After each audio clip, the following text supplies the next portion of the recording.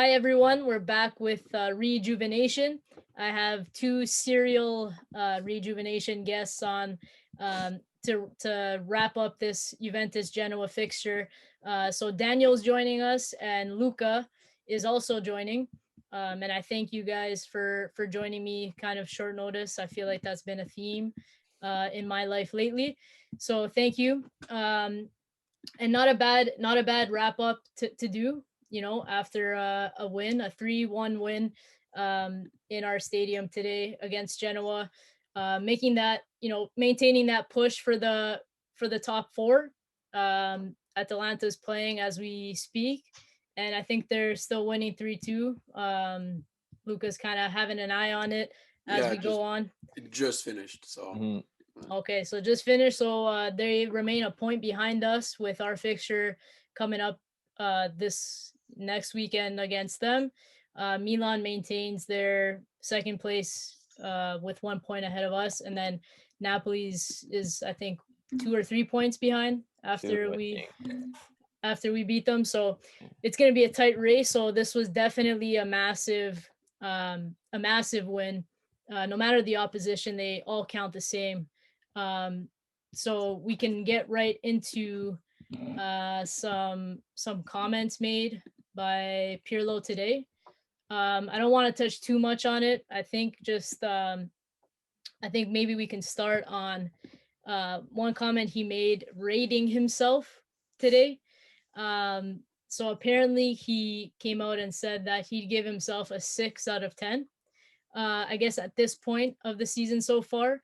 So just to kick off the discussion, what would you guys rate his season so far up until this point, as he rated himself today? And what would have increased it, or what would increase it at this point?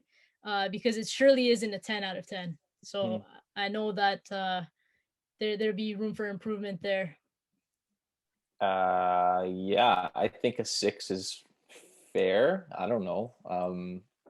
Yeah, the only reason I would say 6 is just above average because we've seen him struggle when to make the appropriate substitution, or even sometimes his starting 11 has been a little off, although he's had to deal with a lot of COVID and a lot of injuries. But I think as the season has grown and as he's grown, he's kind of learned and gotten better at when to make the proper substitution. I know today was certainly kind of killed it when he brought on McKennie and the others, and I'm sure we'll talk about that. But yeah, I guess 6 is fair. I wouldn't think it's much higher than that. Maybe a 6.5 at best, but that's probably what I'd give him. I want to be very careful with what I'm going to say. I feel like I feel like whatever I say, it's not going to go out well. It's not going to end well. I think there's a lot of factors taken into consideration. I mean, if we're going to look at it like everybody else does, you have to consider his experience, which is none. You have to consider his squad, which is all over the place. You got to consider the pandemic, which obviously, the lack of fans plays a role. But I mean, if we're really gonna, if you want my like off the bat first impression, if you ask me, like I just came out of a conversation, you're asking me right away what I think, I give him a 6.5, maybe 7. I think considering the situation, there's a lot that he should be, I'm not gonna say forgiven for, but I think there's a lot that you could let slide. And I know people are gonna hate me for that. You know what? I don't care. This is the whole point of podcasts like this, to put my own opinion, and then whether you agree or don't, that's up to you. But I think it's not as bad as you think. Obviously, he's not Allegri, he's not Sarri, so you can't really expect the world from him because he had nothing going for him. So I think everybody before the season started should have had this mentality, like, you know what, whatever happens, happens. I remember going in, I'm like, I wasn't sure about his signing. Like when I saw his name, I'm like, okay, I'm not sure about it, but at this point, whatever happens, happens. We've won 9 in a row. I think winning 10 would have been beautiful, but I think, as a realistic fan, you have to realize that at some point that's going to end. And unfortunately, we're at that point where it might. So for me, 6.5, 7, between there. So I was called negative today on Twitter by, I don't know, some guy. I don't follow him, but he follows me. Or I don't even know if it's a guy, a girl. I don't know. This might come out as something negative as well, but I think 7 is really generous to rate Pirlo at this point. You know, I think even 6 is a little bit up there. I feel like you know, if this was Allegri or Sarri, even, you know, they were slandered for much more that they gave the squad and you know, titles and whatnot. Of course, Pirlo is inexperienced. Like, this guy's been coaching for 5 seconds, but you know, I think I'd give him a 5. I think that the Champions League exit was pretty brutal. And you know, no matter like Sadi, Allegri, you know, no matter how ugly they got as well, you know, we were never dropping points to Benevento and so forth. And you know, just fighting for top 4 is, I never expected that we'd be fighting for top 4 before the season. It was a mysterious thing to appoint Pirlo. You know, a few days after he was appointed as an under 23 coach, and you got a sense of, you know, maybe something magical can happen, but obviously it didn't turn out that way. But I still feel that we've had a good enough team to achieve better results, not better performances, but better results. And But you with know, what option? Bala's been out all year. Same with Artur, and at least last year and the year before, you had Pjanic, you had Dybala, you had Higuain, you had Mandzukic. Like, you had options. This year we had nobody. And I'm not saying Pirlo's been perfect, but you know, when you can have these different types of players come off the bench, you can change a game. When you don't have, when you got fucking, I don't know, the U23 squad on the bench, what are you gonna do? yeah, but it hasn't been the case. That scenario hasn't been the case every single game. You can't just pin it on, you know, this guy was out, this guy's out, this guy's out, because it's been guys out in different periods of time. So you've had options. It was just like that. I think it was the Verona game or some. It was one game where the whole bench was under 23 or whatever, and Danilo had to play in the mid. But other than that, you know, I mean, we're debating whether Pirlo has enough options against Benevento. That's just crazy to me. You can say that, you know, bringing this team to a competitive high level, especially in Europe, is a stretch, especially with the injuries and you know, COVID that this team has been hit with. I'm definitely with you there, and I don't think it's all on Pirlo. But I think that if we had an experienced coach, or you know, some of the names that were spat out there, or that we often talk about, I think that it would be a different title race, with the same squad. But I don't know, just my opinion. I wanted to get your guys' opinion. Maybe a 5 is a little bit too low, but I'm not sure, you know, getting a 6 out of 10. I don't know what really he achieved so far anyway. But if we go trophy list, then I mean, I don't know what he's achieved up to this point, fighting for top 4. But up to this game, it was a pretty decent game from this Juventus squad. I don't know who you guys deem as your standouts and your flop this match. So I'll let you guys take the wheel, and I'll chime in on some stats based on who you guys pick out. Dan, you're going first. Oh shit. Okay. That's a tough one. I'd say for me it'd probably be you know what? I thought Danilo was quietly had a very good game. That pass to, who was it? To McKennie. Yeah, obviously. That great pass to McKennie. He was sound defensively. He got open to, you know, to receive a pass if someone was in trouble. I thought he was probably, him or Chiesa for sure.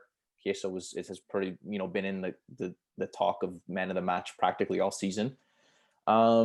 Worst, I would probably, I don't know, maybe Alexandro. I don't know. He didn't do really anything when he came on, so it's probably be that. Ronaldo was kind of disappointing as well. There was a few chances where, you know, you could tell that not scoring was really bugging him, and he was trying these audacious tries from, you know, God knows where. And yeah, you could tell he definitely wanted to score 1 or 2 today. So, but yeah, I'd probably Sandro for me. So, like you mentioned, Danilo getting on the game sheet with an assist, as did our other fullback today, in Juan Cuadrado. So, before I get into Cuadrado, I just want to touch on that. Like, Danilo and Cuadrado both continuing to produce, both being reliable options. Yet we always see when something happens with Cancelo, we always see this comparison, and these kind of flashback of the Danilo Cancelo trade-off, and the plus Valenza off of that and so forth. I think our focus should be on the left side, not so much the right side, because you have Danilo now that's really stepped up and he's made that deal with Man City look a lot better than it did 12 months ago. I just saw a comparison to Danilo assists and goals, like contributions to Juve versus Cancelo's again today, and Man City producing more goals than Juve, where with Cancelo contributing less than what Danilo has. So I feel like it's still a talking point. I don't know why, because Danilo has not only proven to be a reliable fullback now, he's a reliable center back. I don't really like him in the mid, but he's able to fill in as needed there too. So I just feel like the deal was right for both teams. If you look at Juventus this season, especially, I mean, us as fans, we see Danilo standing out. But if you're any other, let's say, viewer, you're like, who the fuck is this guy? Excuse my language, but like they're like, who's Danilo? Like they saw him in the mid, they probably laughed. But then if you're an actual fan and you realize that all you need in that pivot is a good first touch and a good eye for the ball, then you know that Danilo will fit in just fine, right? So all this to say, the people obviously on Twitter are very reactionary. We all know that. So I think for them to even compare them still is silly because both teams won. I think it's just because if you look at, let's say, the flair or let's say the hype behind Cancelo, it is higher than Danilo. Danilo had his phase. Everyone thinks he's old and done, but he's still, producing. So I think there's little stupid factors to look at. It is social media. So, I mean, the comparisons will always be made. I'm actually surprised that I'm not seeing other comparisons as opposed to like the same one all the time. Hey, Monica, I just don't want you to go off on Cuadrado again. I don't understand it. Listen. No, not because he doesn't, he earned it. That's not my point. I'm saying I just don't want to hear it because I know you've backed him and I know you're waiting to brag about it and you'll get your moment. I'm just trying to hold it back as long as possible. Listen, okay? This man right here has 3 less assists than what his number on the back of his jersey is, okay? And I'm guaranteeing he will even get more than his number, which is 16 for anyone who didn't see that. So now my question for you, Monica. Until he picks up his next red card, but anyway, carry on, Luca. Oh, my question to you, Monica, is where do you see him better? Because last game in that right wing role, I was hoping he would be playing there, not because of him, because of our other options. Yes. In that role. I don't like Kulusevski there. I know he got a goal today. And it was actually a really, highly technique goal. And it was quick. The way he got it off was quick, and it was even a little bit behind him. Like he kind of had to get there too.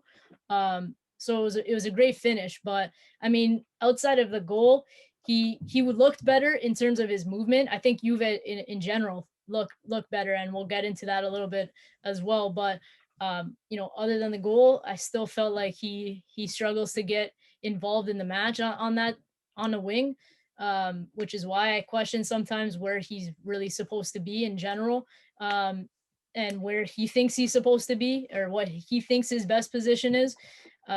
So that's why I would put Cuadrado there. He's a better option on a wing, on a flank, in that type of wide midfielder role than Kulusevski, in my opinion, than Ramsey, in my opinion, than McKennie, in my opinion, which Pirlo has tried in those positions, right?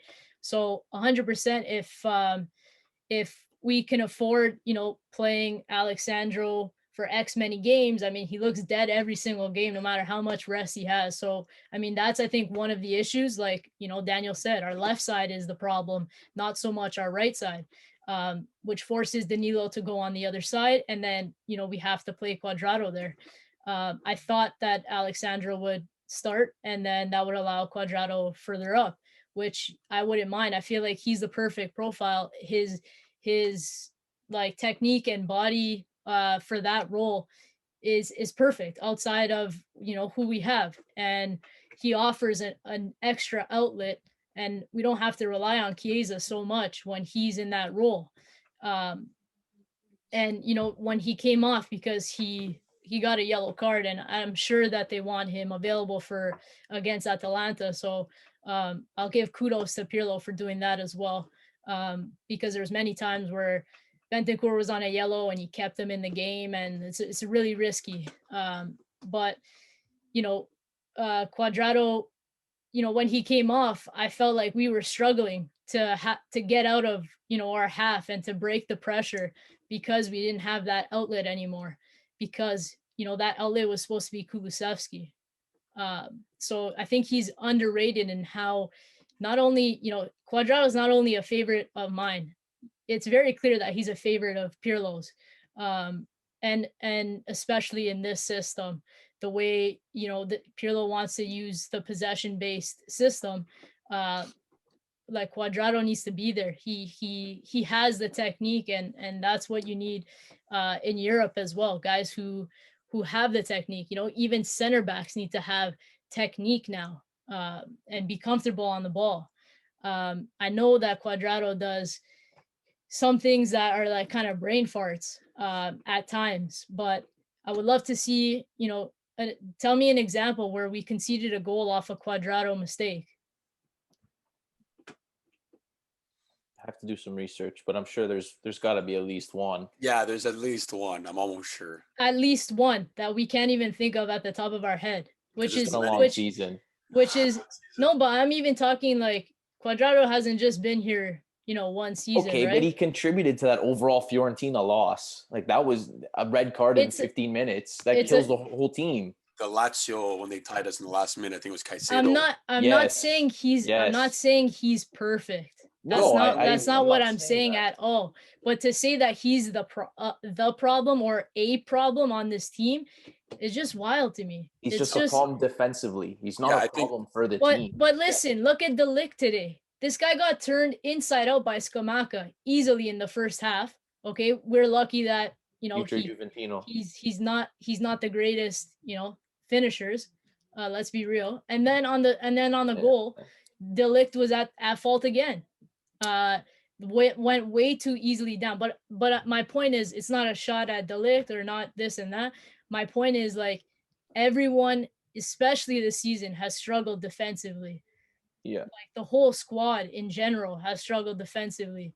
To single out Cuadrado for defensive, like I said, like I don't even remember multiple instances where Cuadrado has contributed to some defensive lapse as much as people suggest he does, is what I'm saying. It's not even necessarily that. It's just like the turnovers. Like, it's like exactly that puts you under unnecessary pressure when you don't need it. You got complete possession, everything's going fine, and he tries to do something extra or something that he can't do and turns it over, and then you're coming back on a counterattack, and you got to come back and defend. That puts you under pressure where you were not expecting it.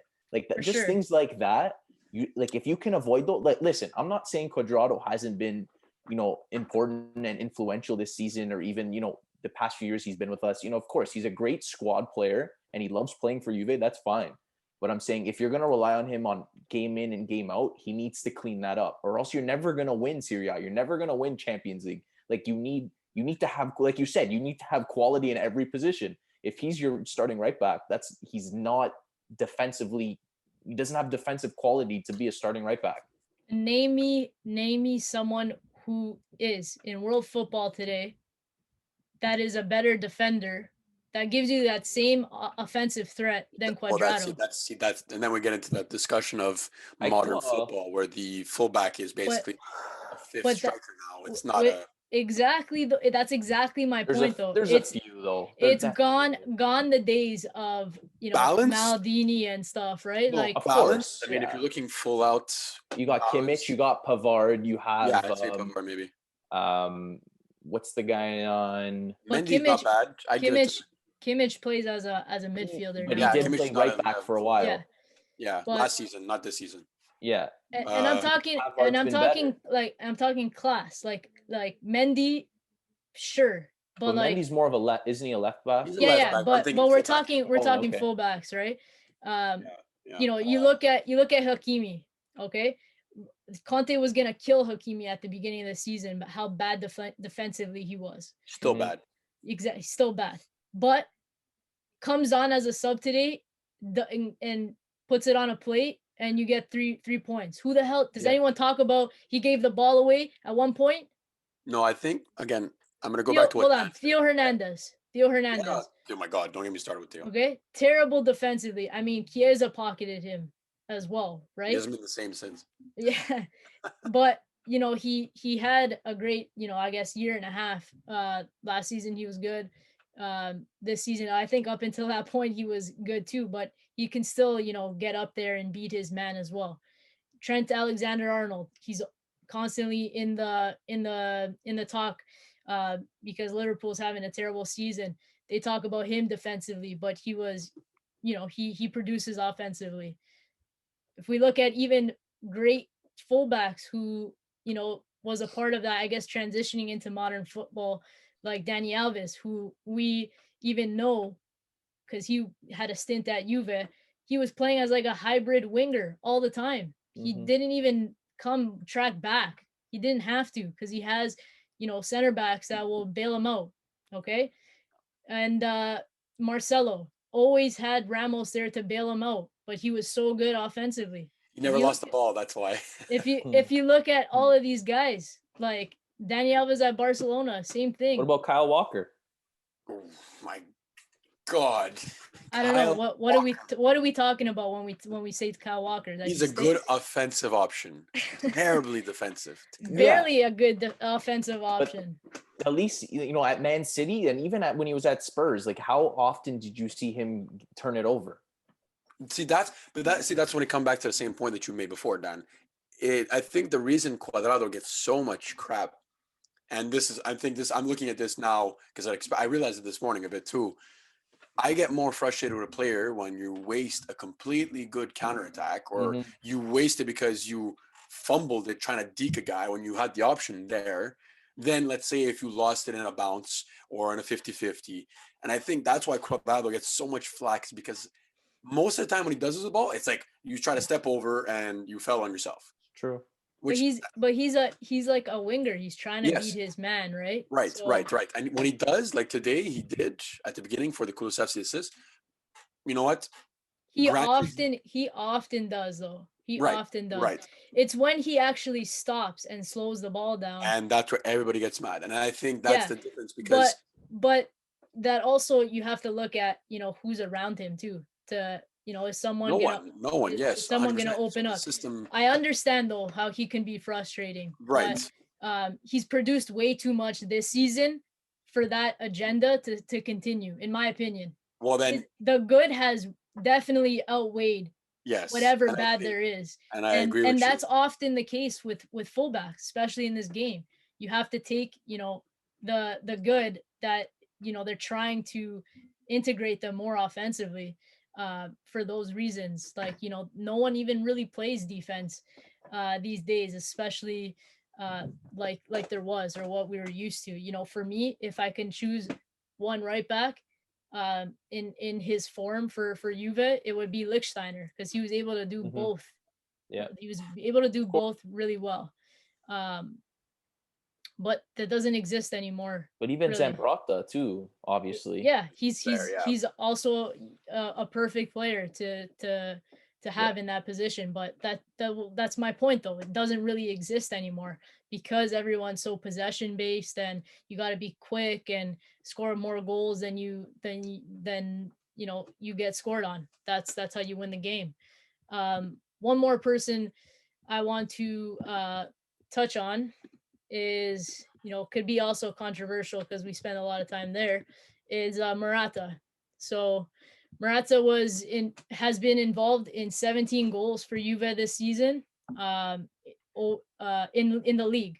And then overall, his entire season with Juventus so far, he's produced 17 goals and 10 assists. So, I mean, if we're talking about numbers, production, you're telling me, I don't know, these numbers are not worth another 10 million loan spell? It's not that he's not worth it. He just needs to be consistent. There's games where he'll play great, like against Lazio. That was one of the best games he's had all year. I mean, Juve needs to be consistent. No, Juve alone isn't consistent. It starts from Morata. I don't know. Yes, because he's the focal point up top. Because it's not going to be Ronaldo, it's not going to be Dybala, whatever. He's the main guy up top. He needs to be the one to hold possession, to make the right pass. Even was it last weekend's game where we had the counterattack and he completely botched that counterattack pass? I could have made a better pass than that. But that's not his job. His job is to professional. But his job is to millions. His job is to facilitate a counterattack. I disagree with that. I disagree with that. He's not a real so he's not. He's a hybrid number 9. Exactly. He's like a 9.5 should be able to do that. But it was one. I mean, it was one. If it's Olivier Giroud, that's another thing. If Karim Benzema can do that, and you consider Morata a similar player like that, then he should be able to do it. He's not Giroud. He's not a Mattia Destro. He's not Lukaku is another one. Prime example, Lukaku. Very, he's much more bigger than Morata is, and he's look how many assists he has this year. But that I think is a product of Conte more than it's a product of Lukaku playing with Lautaro in the 2-prong. I mean, if you watch Conte's Juve, it's a product of Conte's system. Yeah, that's his style, 100%. Okay, of course, but like that pass was wide open. It was you're coming down 4 on. It's easy to pick, instances. Instances. Yeah, no, I see. As the mediator here between you. Okay, let me ask you this: next season, if we go on with Morata, and let's say they sign a backup, whoever it is, you have full, complete faith in Morata being our starting striker in Champions League and Serie A. Thank you. Morata was not brought in as a starter. Let's just look at it this way. But the problem is you don't have $50-60 million to spend on another starter. That's the whole point, in my opinion, to extend Morata, because we don't have 60 mil to spend on another striker, and we obviously have other holes to fix, and I just don't see Morata being a massive hole to fix. And to your other point, saying that you said would Morata, or what was the statement you make, would you feel confident as a starter? Yeah. I would. If we had a better midfield, I would, absolutely. If we had a better midfield. Right. If it's a big if. Or you just move Ronaldo and put that money towards fixing the whole team. Yeah, I mean, that's a different story, right? That's a different story. I'm talking Morata as is. There's rumors that Ronaldo might go. It might be a domino effect if Mbappe goes to Real Madrid, and then Ronaldo goes to PSG, and then we get Icardi. And then there's also rumors that we might swap Dybala for Icardi, because we need, that extra money. Right. But this goes back to your point. Like, we're rating just Morata as a player for what is what we're paying him and what he's producing.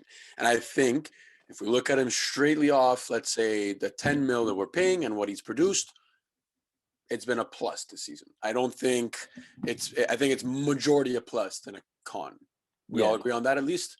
Yeah, for sure. I think we're going based off of other issues right now. Yeah, there's other factors in there.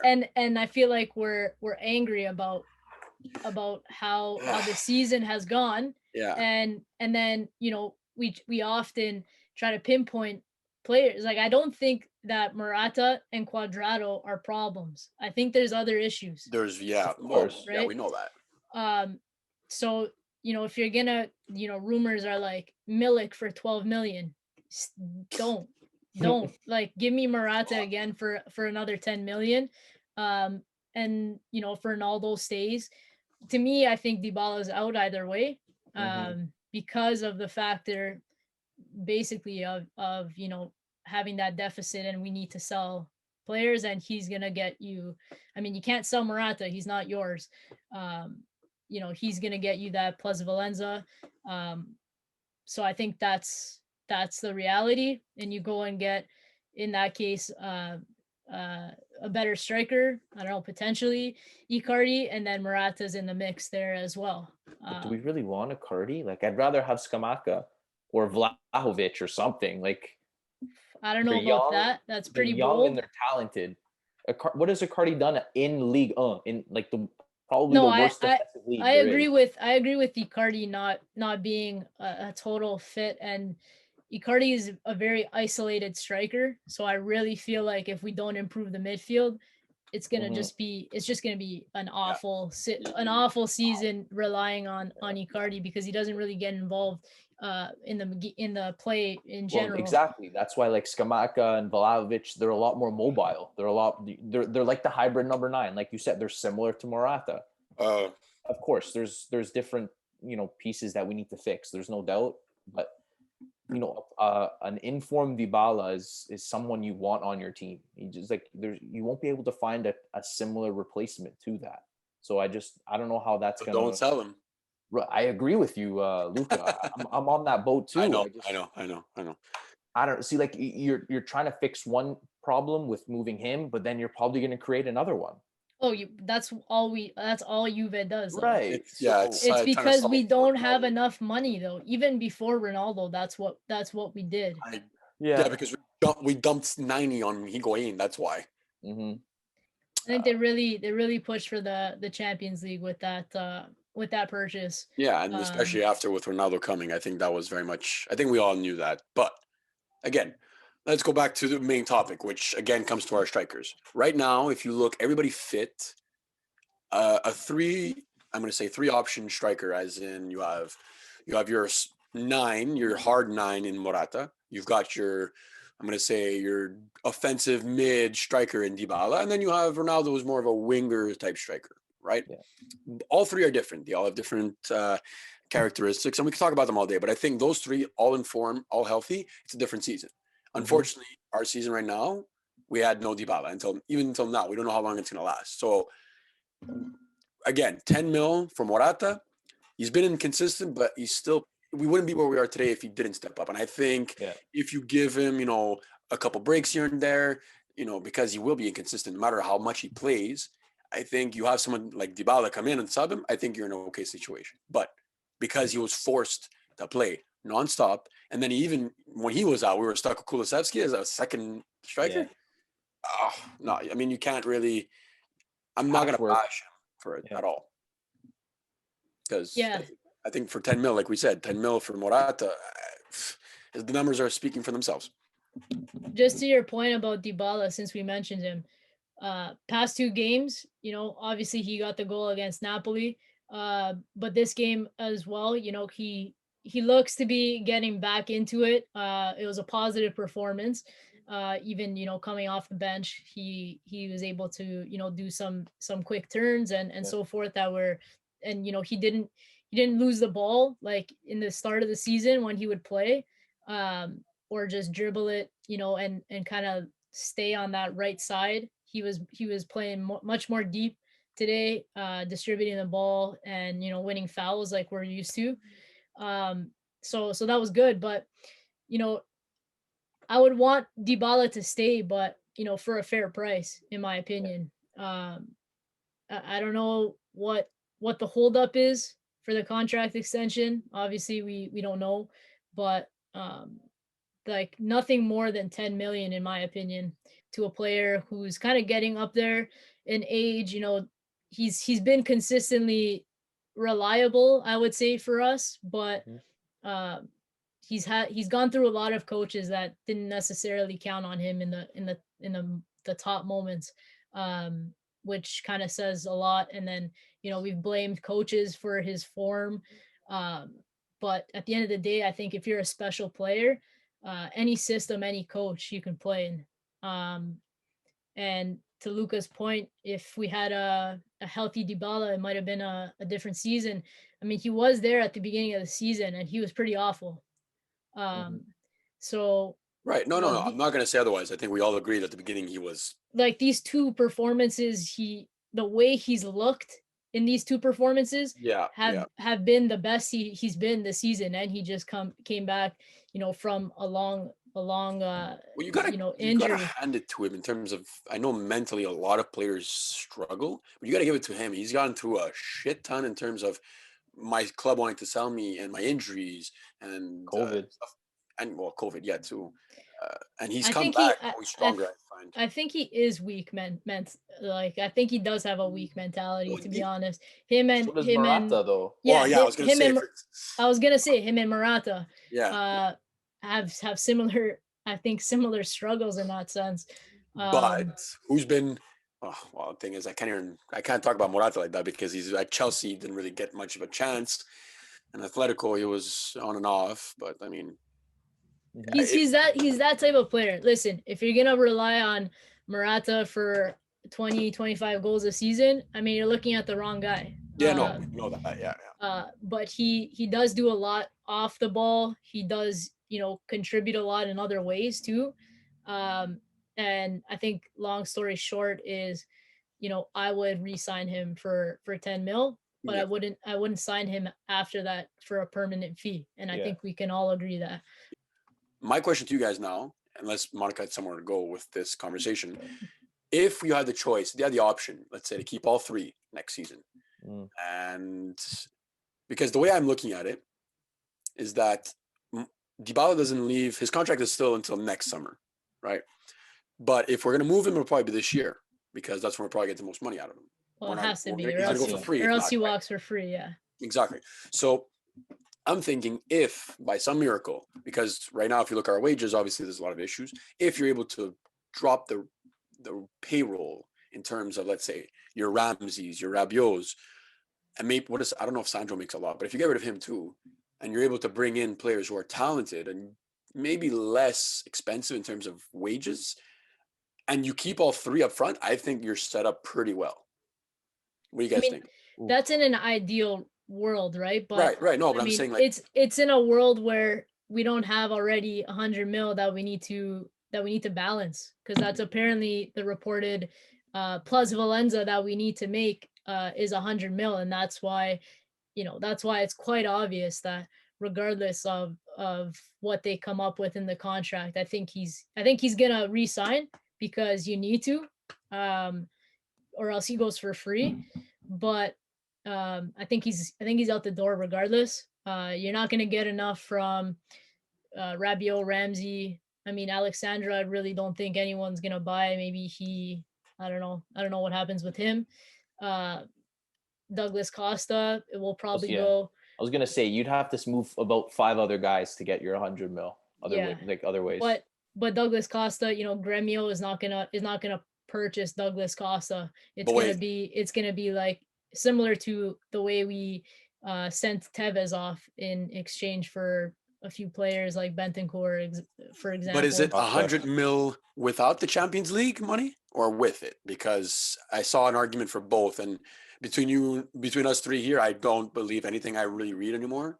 I think everything we're going to solve, especially salary numbers. No, to be honest, it's logic at this point. It's COVID. Everyone is going to be in the negatives, and then we didn't pass the round for Champions League. Okay. And this has been like 3 seasons now, right? So we're definitely losing money because obviously we're paying Ronaldo and De Ligt is on pretty high wages, like 8 mil. We're still paying these guys without any of the income from fans and etc. So I mean, it's probably not far off. It's often the case where we need to make plus Valenza I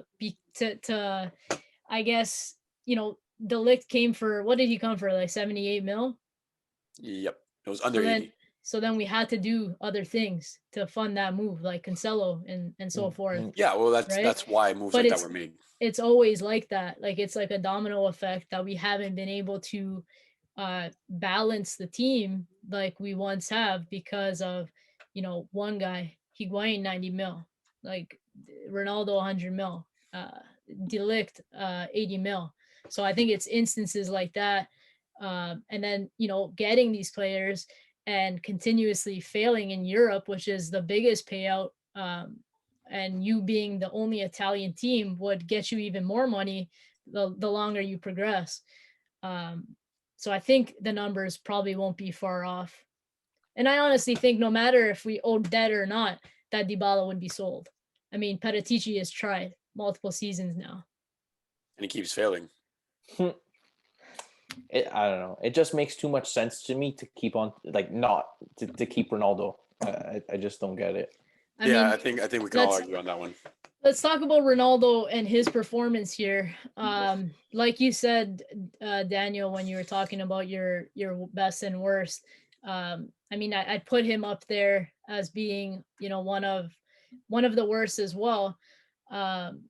He just looks kind of desperate, but I don't get why he looks desperate. You know, he scored against Napoli. When he gets in these moments, I just ask myself, why? If you're the bet, like you're a serial goal scorer, and you look the best when things are being produced, like coming to you, as opposed to like you pushing so much. And I guess it stems, or the question that stems from this is, do you think he's just trying to achieve the golden boot in Italy, knowing that we might not win, or it's most likely that we don't win Serie A and can potentially go trophyless? 100%. That's, yeah. You know, even last year, you tell me that wasn't one of probably his main focus. Yeah, I agree. I think because he hasn't won it yet in Serie A, right? No. Yeah, I wouldn't. Like that's what kind of bugs me though. Like I understand you want to score but like, does your team not come first? Well, we don't know that that's the reason. That's of course. No. I'm just putting it out there because if someone sees this, or if I post this clip and it's like some sort of report, this is not a report. We are just sharing our opinions. But I mean, you kind of see it. Dad's not wrong. You do kind of see it in him. Like he's trying to. Obviously, he is a serial goal scorer, and maybe he's crazy in that sense that he just wants more and more. But I believe that less, and believe more the fact that he just wants that award. Because if you're already a serial goal scorer and you've always been hungry, and you've always gotten so many, at one point, I think you honestly just are content, because like, fuck, I think he's the top scorer of all time now. I think he passed Pellé's record a while ago. So I think it's more just about the award, to be honest with you. I think so too. Yeah, it sounds dumb, but I think so. I mean, don't take our word for it. I don't know. That's just reporters. I get it. Like that's his like mentality is like driven to score and to win trophies. I get it. But your team and winning with your team should be number one priority, especially in a team sport. Like, yeah, no, of course. I don't know. That's how I see it. You'll never see Lewandowski or Messi or Mbappe. Like if they don't score, like you're not going to see them cry about it unless they're losing, which then you totally understand.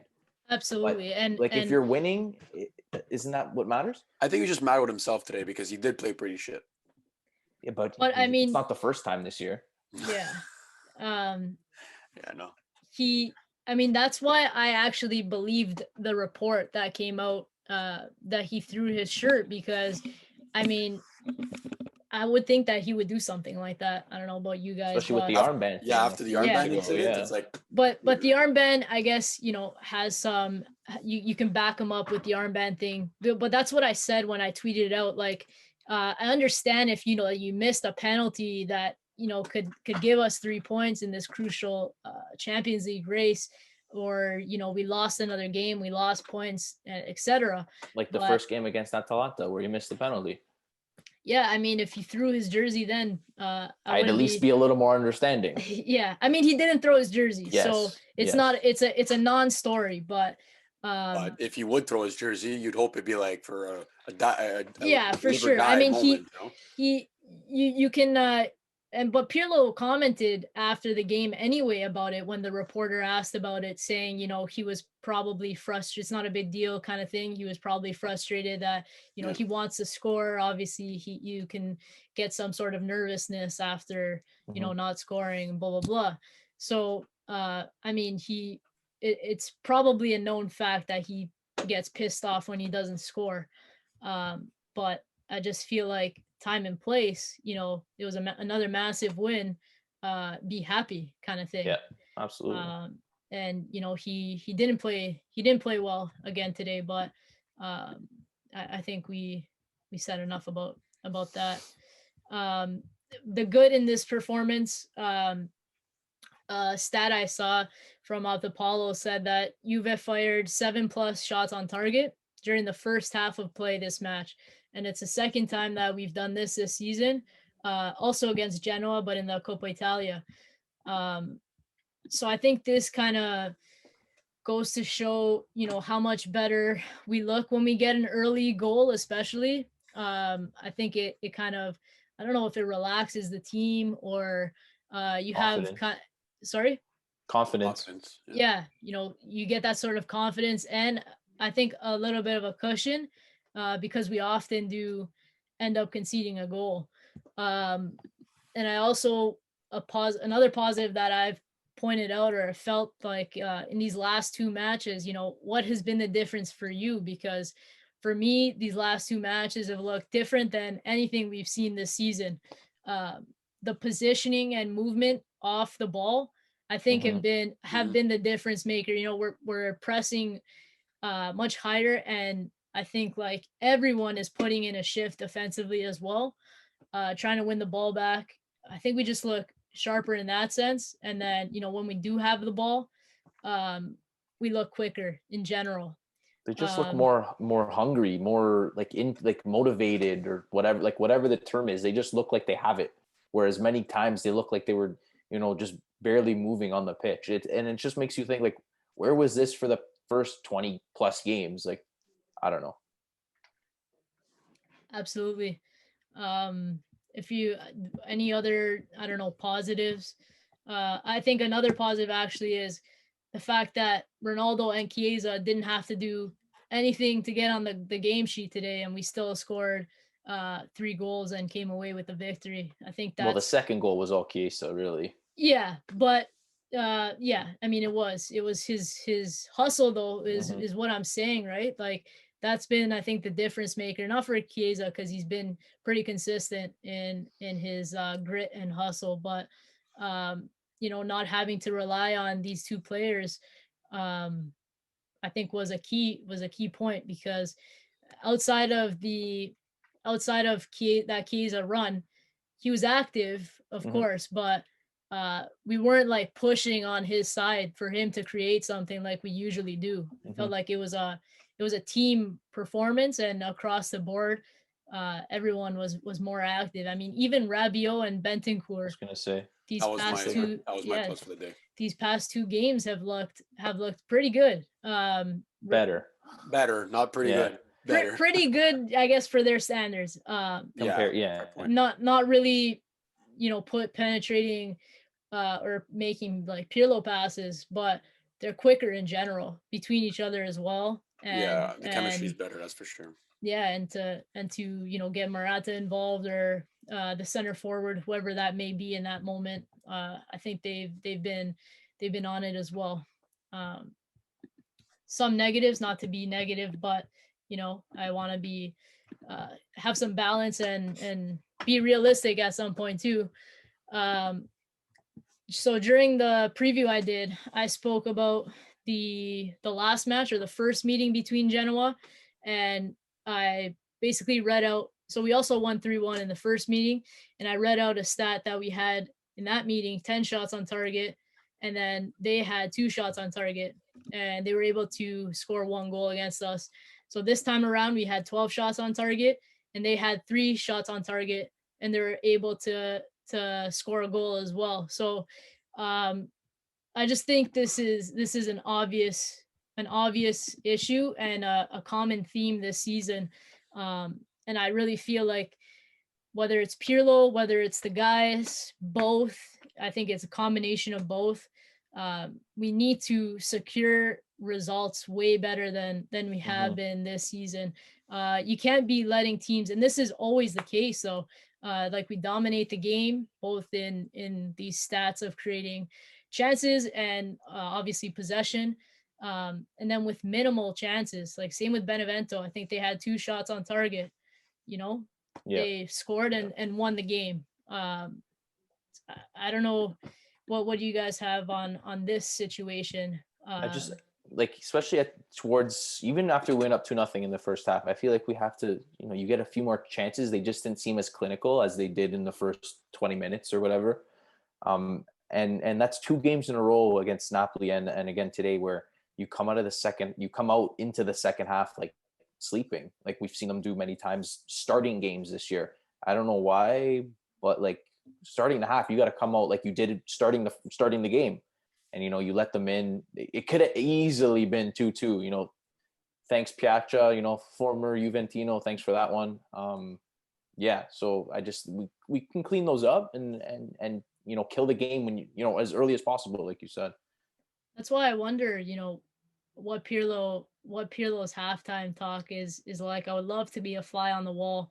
I read his book, and he did that scripture of when Conte used to coach our team. He said that the spot right beside the door was the spot he would never want to sit at, and it was the most dangerous spot in Turin, because Conte would just go absolutely nuts even if they were up, and throw bottles and so forth, as we know. So it makes me wonder anyway, maybe not you, because I know you're Pirlo to death, but it makes me wonder what he says in the dressing room, because it's like I said, like this is not just a one-off situation, which is why I try to point it out as a negative, because we're facing Genoa. Imagine a more clinical team that just needs one chance, like Atalanta, for example.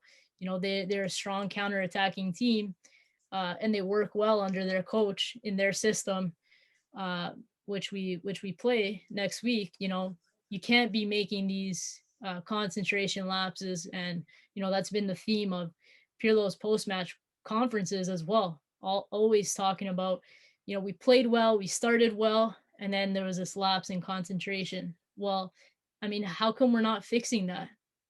Is it the players? Is it the coach? Didn't Sadi say the same thing?